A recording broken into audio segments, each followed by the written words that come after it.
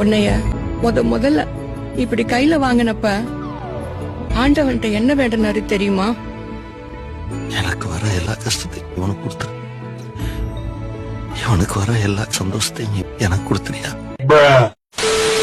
மொத்த கண்டிப்பையும் உன் மேல மட்டும்தான் காட்டணும்னு இன்னொரு குழந்தை கூட வேணான்னு சொன்னவர்டா உங்க அப்பா. நீ விசுக்கு வாங்கி கொடுன்னு கேப்ப.